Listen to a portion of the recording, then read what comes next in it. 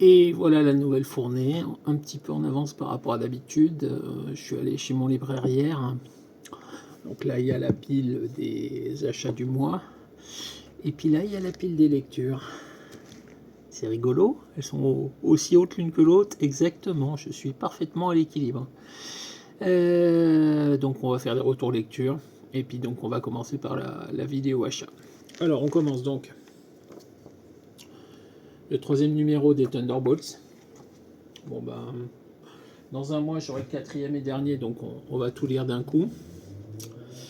Superior Spider-Man en must-have. J'ai envie de lire ça. Ça fait longtemps que c'est quelque chose qui m'attire. J'ai jamais pris le temps de me plonger dedans. Si vraiment c'est bien, je prendrai l'intégrale de la série, soit dans les Deluxe Panini, soit je ferai des recherches sur les vieux 100% en occasion. On verra. Mon très gentil libraire m'a offert, puisque je suis un client fidèle, le Batman Imposteur, qui était offert pour l'achat de 2 DC Black Label.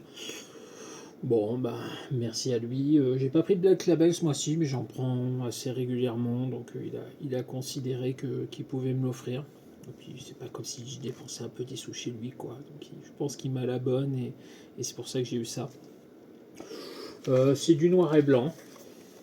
Moi j'aime bien le noir et blanc, ça va être l'occasion de lire un peu de Batman. Je suis pas fan du personnage, vous le savez, je vous l'ai dit, répété. Mais pas de souci, on lira ça.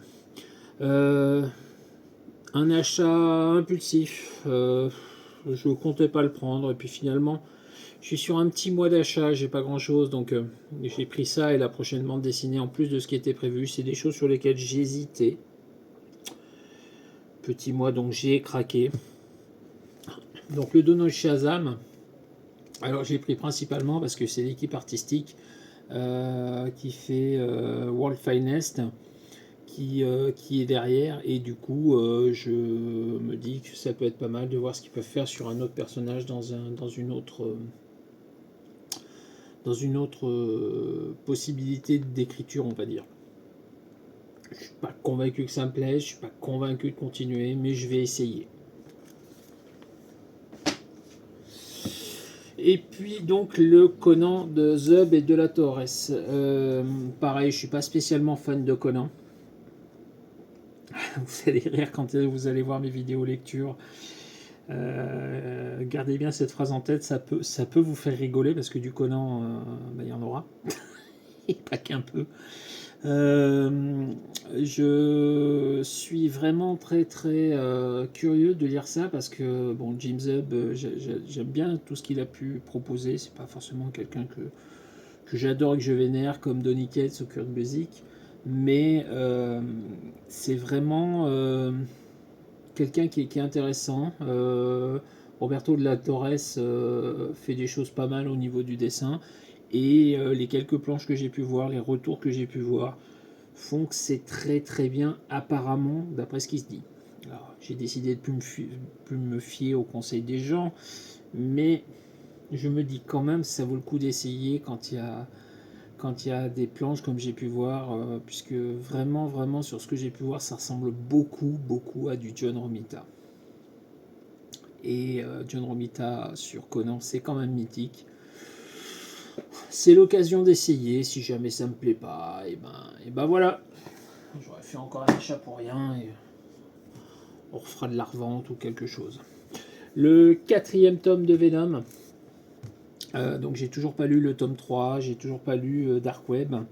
Je pense que je vais pas le lire tout de suite parce que ça annonce pour le mois de septembre le début de l'apparition d'Amazing Spider-Man de Wells et Romita Jr.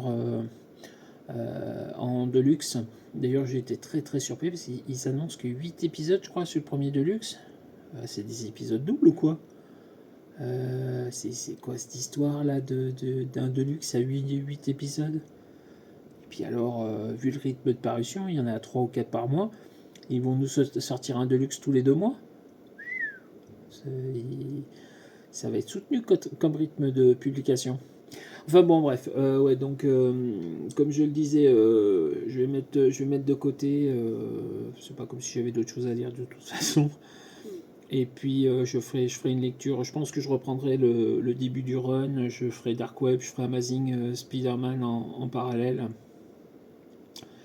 Et puis on verra ce que ça donne. Voilà. Hop. Et les deux derniers bouquins, oui, oui, il reste encore tout ça, mais ça représente que deux bouquins, puisque j'ai pris deux omnibus. Le premier, je me rappelais pas que c'était du Hickman. Je me rappelais pas que c'était du Hickman. Quand je l'ai vu passer, je me suis dit, il me le faut.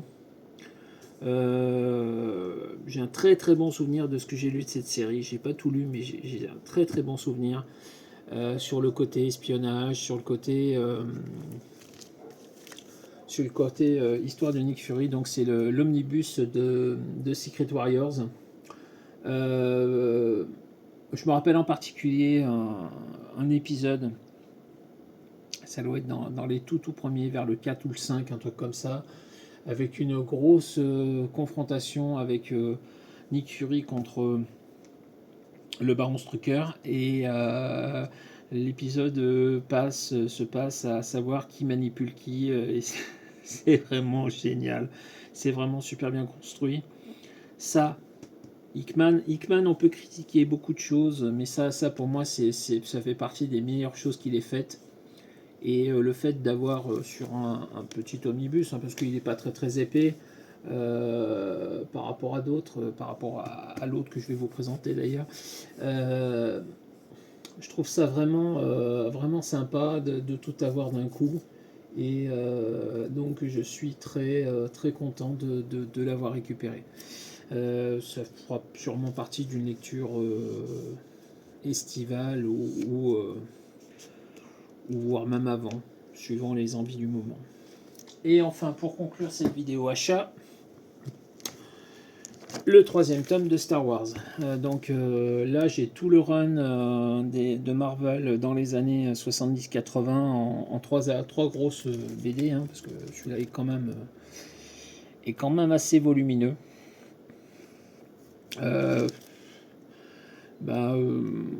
Ça fait partie des choses que je pense que je vais attaquer rapidement, puis maintenant que j'ai tout, parce que c'est quelque chose qui me fait envie. J'ai envie de relire ce que je lisais dans les Titans quand j'étais gamin.